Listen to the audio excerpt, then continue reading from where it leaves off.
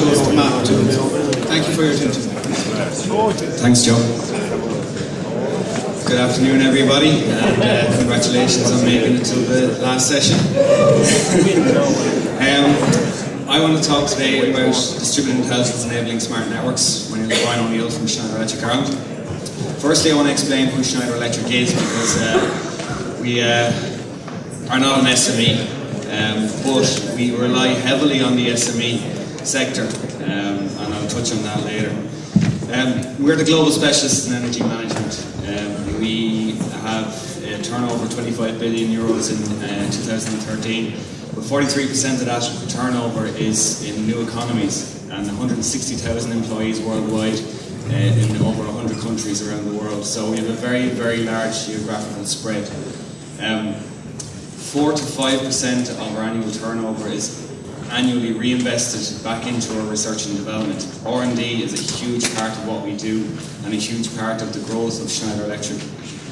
We have dedicated R&D facilities dotted around the world, and actually our most recent one opened in the last couple of weeks called Boston One in the States. And I think it's a centre with 800 odd people dedicated to R&D. One last note on this slide is the building in the photograph is actually our global headquarters in Paris, in France. It's called the Hive, but it was the first building in the world to achieve the ISO 50001 energy management standard in June 2011 when it was officially released. We implement our own solutions, and then we to trial them, test them, and then we show our customers how to do it. So closer to home in the UK and Ireland, we have approximately 3,500 employees based in the UK and Ireland, and about 10% of those employees are actually based in Ireland, about 350 to 400 people. Offices in both in Maynooth, in Galway and in Belfast. And we operate across all of the different segments: the utility segment, water, data centre segment is very busy for us at the moment, and you may know some of the previous legacy brands that used to be active that now operate under the Schneider Electric logo. We have a long history in Ireland, and dating back to 1971 when our first factory was set up in Ballinasloe, manufacturing molded case circuit breakers for Square D. And we've had, at the height of our manufacturing facilities, we've had over 1,000 people working in Ireland. What do we do today? Well, basically, from smart devices through to big data, we provide our customers with solutions and technologies to help them to reduce their energy consumption, reduce their cost of energy, their carbon footprint, their operating expenditure, help them to realise measurable efficiencies and produce energy locally and across the grid. And that applies from plant to plug. We have from turbine to toaster, or whatever other phrase you want to use. We have solutions that from the transmission system right down to the home. Moving specifically to the smart grid, we see the smart grid broken up into 5 key domains. The first domain being flexible distribution. There's a lot of talk about flexible distribution, and I'll go into a little bit more detail, and that's the focus of my presentation today. But ultimately, the distribution system used to be dumb, I think was the phrase used earlier. It just had to deliver energy from the transmission system down to the consumer. Now it has to handle all of this distributed energy resources and be able to balance the supply and the demand, be able to do this while reducing the system outage duration and the system outage frequencies.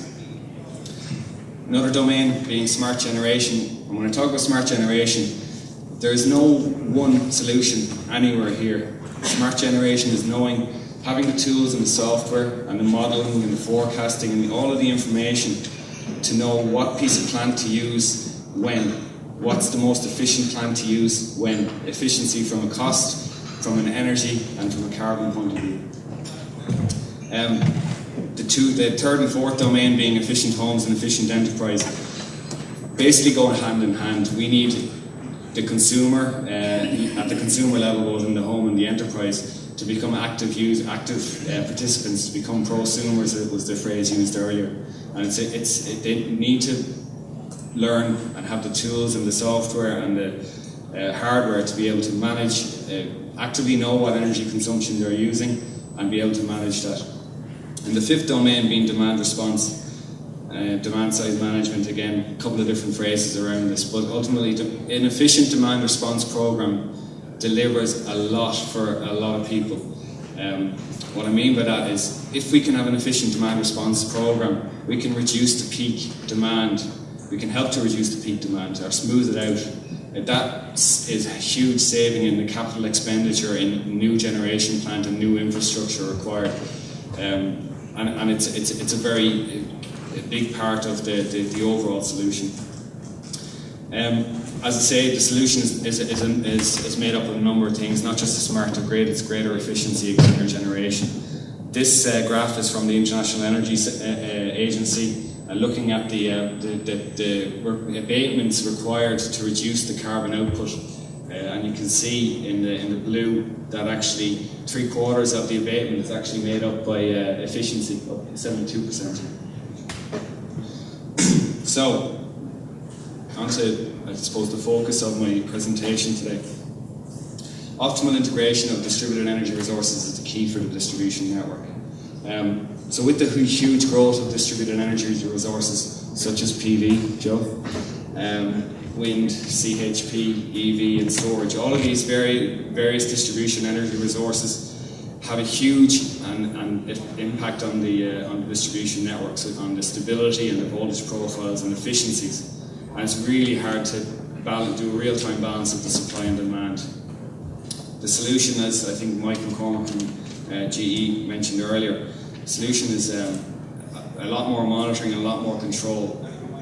But on top of that, using all of the monitoring and the data that's gathered from that monitoring and the control capabilities that have been implemented and continual optimization of that in order to manage the flexibility of all the resources and you reduce the OPEX and the CAPEX. So I'm going to give a couple of sample solutions of monitoring at the various levels of the distribution network. First one I want to touch on here is monitoring at a medium voltage, low voltage substation, and what can that deliver? If we can monitor the individual phases on a medium voltage, low voltage substation at the low voltage side, what we can do is we can identify and reduce both technical and non-technical losses. Technical losses being imbalanced three phases. If we have current flowing and neutral current, it's inefficient in terms of supply. If we can identify imbalance in the three-phase network, we can actually move one consumer from one phase to another and actually balance it up and become more efficient. Non-technical losses such as theft, it's not such a big problem in Ireland, but theft of energy is a big problem for a lot of European countries. With the introduction of smart meters, what we'll be able to do is we'll be able to identify and calculate the amount of energy that should be taken from any MVLV substation, and we can cross-check that with the actual energy that's being consumed at that MVLV substation. And if it's out of sync, if it's not in line, then we know that we have a non-technical loss somewhere and we need to do some investigations, some deeper investigations. So a figure that's been presented to me of technical and non-technical losses can cost utilities between 1,000 and 10,000 euros per MVLV substation per year, which is a huge amount. Another level of monitoring is actually in the home. If we can help homeowners to easily estimate their monthly cost, not wait till the end of the month when they get their bill and they can do nothing about it. We need to be able to give them the tools to estimate how much their monthly cost is going to be, help them budget for their actual energy consumption, see which appliances are drawing more energy than others. Again, give them the tools to see the consumption by appliances and branches. Plug and measure every appliance and then alert when any abnormal situations arise, abnormal consumption. All of this is done via smartphones and apps on tablets. So give them the tools so that they can actively participate, become an active participant in the energy efficiency. And then monitoring in industry. So as an example, monitoring in a data center. Energy consumptions in data centers is huge for power and cooling. They drill down to a circuit level to see how much energy they're using and where they can save energy. Once we've done the monitoring, we'll be able to identify areas where we can actually implement some control. We can identify areas where we may have problems by analysing the data. we can implement control solutions then, such as a smart grid transformer, for example. Again, back at the MVLV substation, if we have a huge integration of PV, that can have serious, because it's so volatile, because it comes and goes, it can actually have a huge impact on the voltage profile at that level. And the only way really, or one of the ways to manage that really, was back at the HV-MV transformer with big mechanical on-load tap changes, which were very slow devices in terms of tens of seconds to actually change the voltage. Slow to react, and then they had a finite number of operations before they needed significant maintenance. With a smart grid transformer using a booster technology, what we can do is we can fast response, stepless control of the voltage, and we can actually provide unlimited, with the technology, it's an unlimited number of regulations, so there's a long lifetime. So it can actually cope and adjust the voltage at that level, and reducing the impact on the medium voltage and the higher voltage level. Another form of control is actually self-healing architecture, or loop automation. So in the overhead networks, again, we use reclosers and some communications in order to detect the location of faults. So, fault detection, then isolate the faults, and then restore as many consumers as possible. So FL, fault location, isolation, and supply restoration. So it involves a lot of communications and these recloser devices and sectionalizer devices to actually implement this technology. In Killarney in 2010, the first loop automation system went live, and it's in the first 2 years it operated 12 times successfully, estimating continuity savings of 120,000 euros. Today there's approximately 19 of these loop automation schemes live, and then there's plans to introduce another 60 loop automation schemes in the coming years. So this is going back to 2010, overhead loop automation. It's a smart grid solution, self-healing. It's a little bit more complicated on an underground network because you can't really use reclosers. So what you need to do is you need to use a lot more monitoring and detection, communications to actually look at the underground network in order to identify the exact location of the fault. We can't reclose back onto the network that's been faulted, so we have to isolate it. So detect the fault location, isolate the fault location, and then restore as many consumers as possible. In Rotterdam, we've implemented this solution. It's a tested, validated, and documented architecture now from Schneider, and we've implemented this solution in Rotterdam with the utility Stedin, and we can achieve self-healing in under 30 seconds. 2 minutes.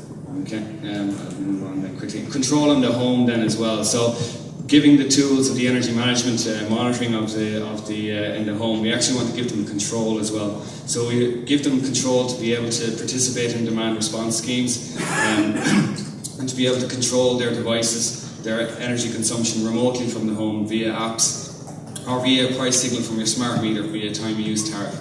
Again, setting the right parameters to suit you in order to not impact on your comfort levels, but also to reduce your energy consumption.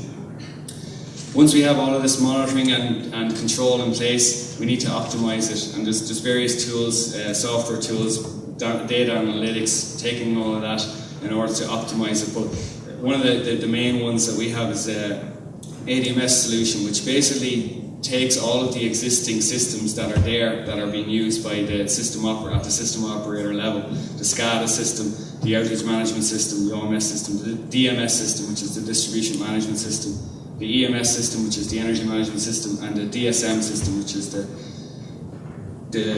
demand side management level. Sorry for all the acronyms,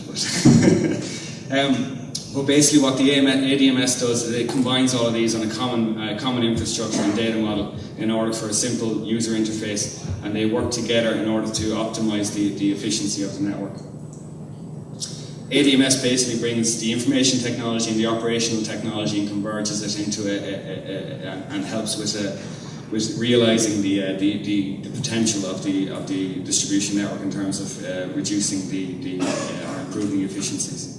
And these are some projects that we're working on around the world today, various different utilities around the world. So, to summarise, the solutions available at all levels. It's simply monitoring and control and optimization, and it's not there's no one solution fits all. There's solutions available from lots of different companies, but the simple premise is if you can measure it, you can manage it.